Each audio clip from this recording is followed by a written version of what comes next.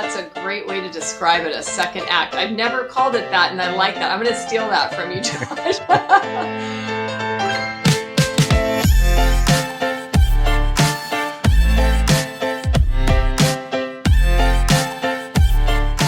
Hello, everybody. Josh Rubenstein, Media Director for Kaiser Permanente, Southern California, and this is KP Candid Conversations. These are intimate conversations with people who have chosen healthcare as their profession. And for most of the people we talk to, it's more than just a profession. It's a calling. And of course, this is really true for Heather Zevely, a registered nurse in San Diego who really made a big change in her life in 2003. Heather, are you in the same spot you were before? Describe to us what's going on. We sure are, Barbara Lee. We're actually on Similon Road. So my story starts back after I graduated from UC San Diego with a bachelor's of communications back in 1994 and wanted to go into broadcasting. And that's something that I'd wanted to do forever, ever since I was a little kid. I would come home and instead of turning on the Brady Bunch, I was turning on the news at 4:00 to see what was going on in LA, where I grew up in the San Fernando Valley. So that passion, I got it going. I had to actually really put myself out there. I moved out to Nebraska to a very small town to start in journalism. And I was what you call a one-man band or a one-woman band, where I would shoot all my own video, bring it back to the station, edit it. And so it was really tough to get my feet wet. And then I just moved up in markets, and I worked in Albuquerque, New Mexico, came back to Southern California to Palm Desert, and then ended up back in San Diego and worked for the CBS station in San Diego with my husband, who's also in broadcasting.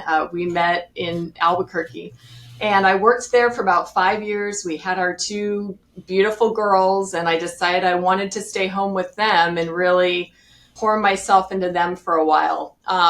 During my broadcasting career, I had some really interesting situations, sad situations where I covered a lot of sad news stories, accidents, disaster scenes. And I always had a desire, Josh, to be able to help. She brings us the latest from where she is there. Heather? That day we went street by street, trying to stay out of harm's way. We're again on Kings Pine Road.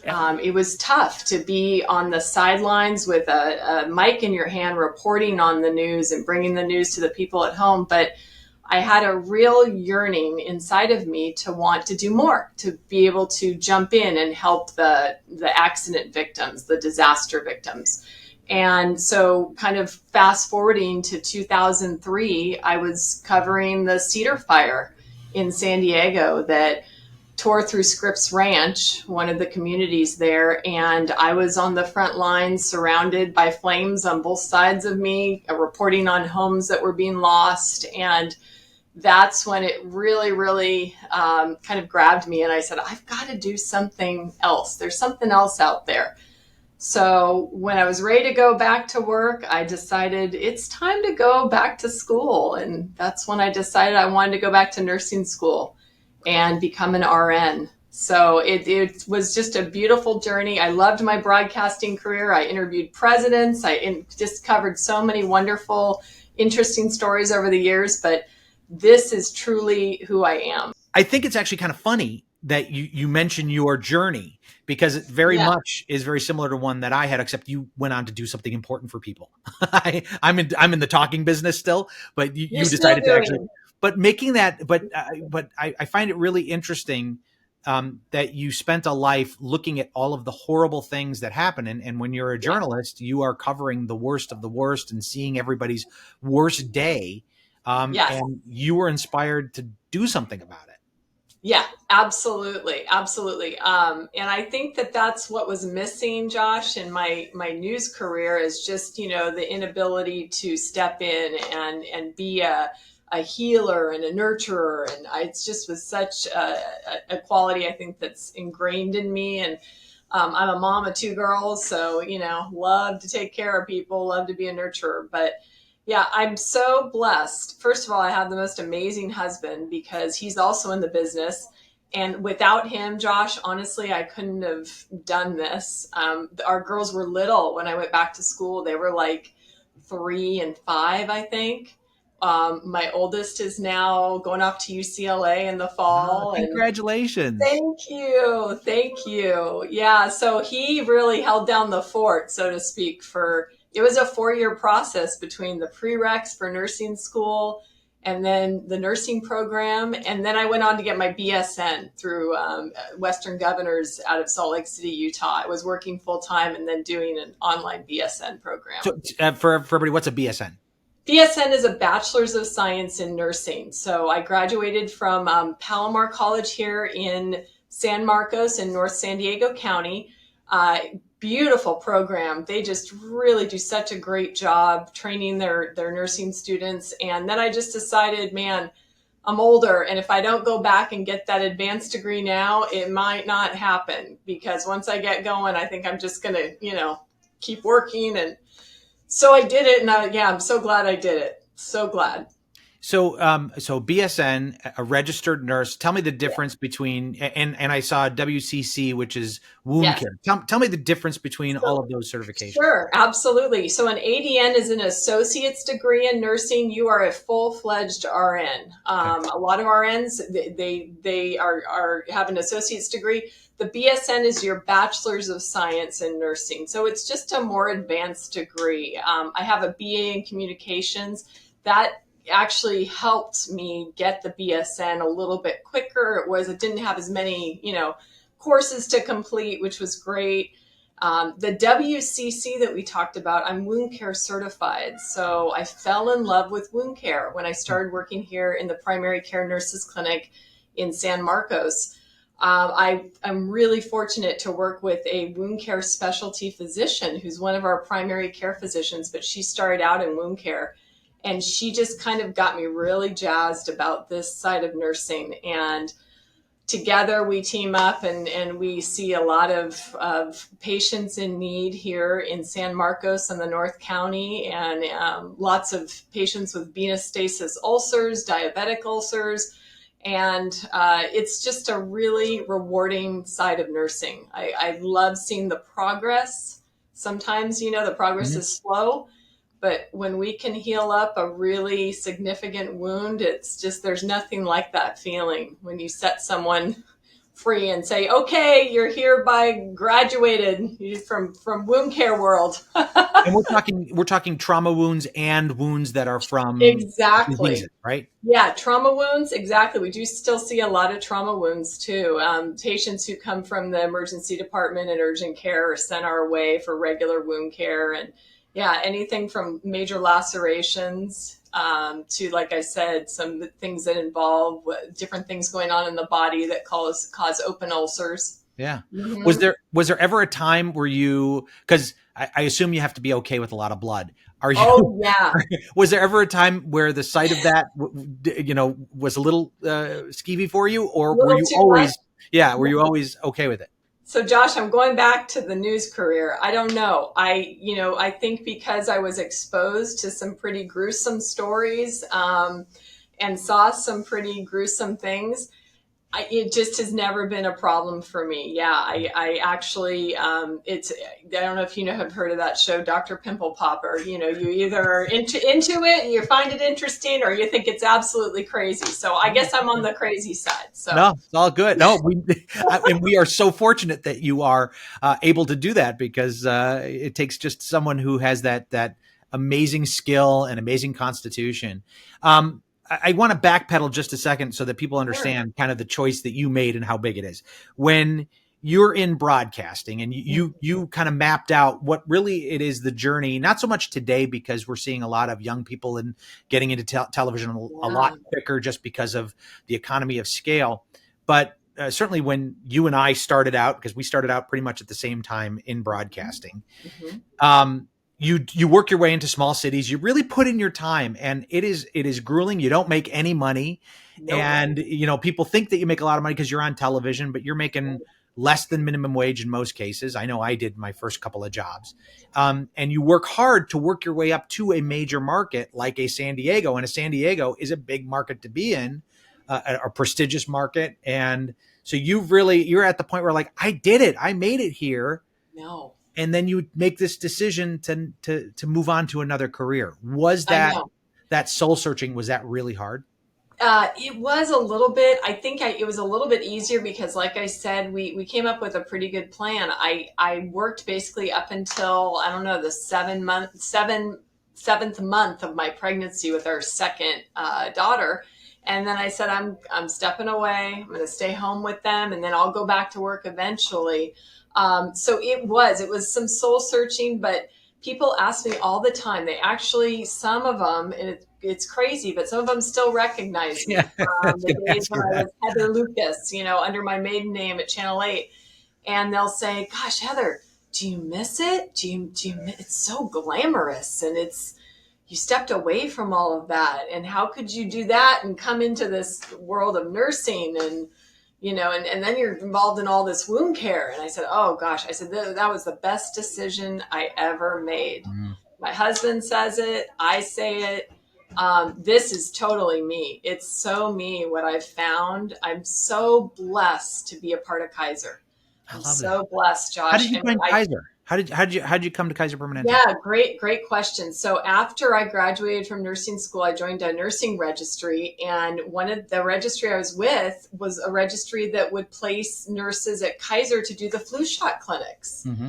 So I started off, honestly, they gave me choices on locations. They said you could come down to San Diego. We have a San Marcos location. I said, San Marcos?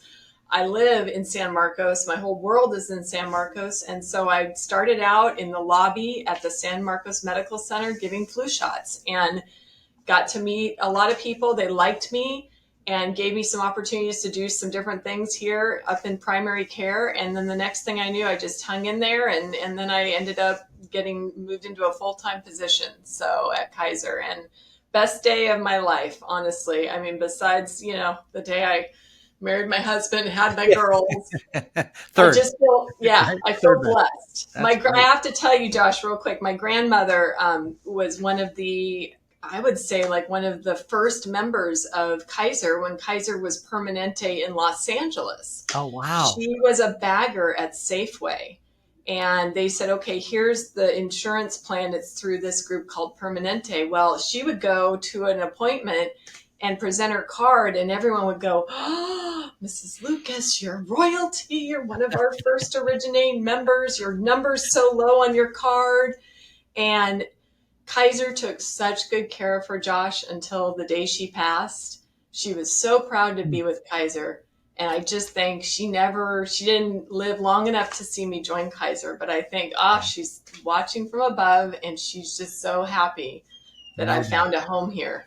No doubt. So, I think it's so interesting. That's such a common story here at Kaiser Permanente of people who, who not only work here, but have some kind of a history of getting healthcare here. I think it's a really interesting component of, I know people on our team that I've hired who wanted to work at Kaiser Permanente because they had such an experience of it being their healthcare. I think it's really kind of a unique job situation, no?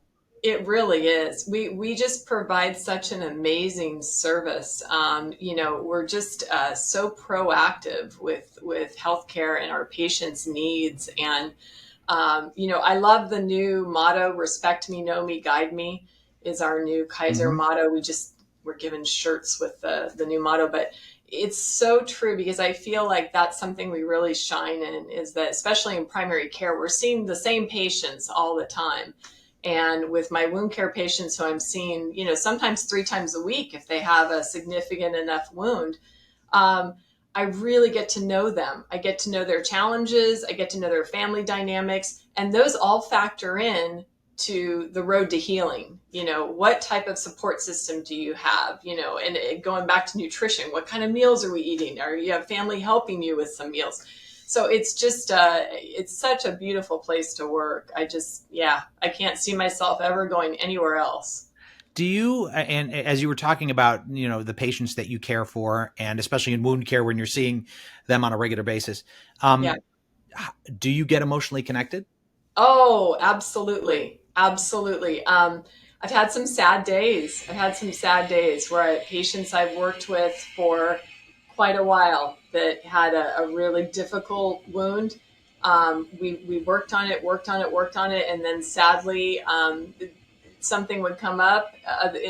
relating to their health. And I've had some sad days where I've lost patients, and it's very difficult. It really is, because they become somewhat part of your family. Sometimes I spend more time with my patients than I do my own kids when they're busy at school and I don't see them as often.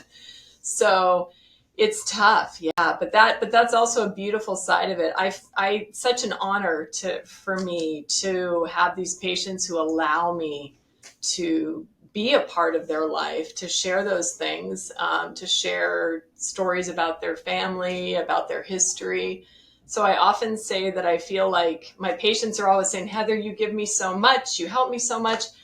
They give me, if not, just as much, if not more, honestly. I mean, it just kind of fills me up.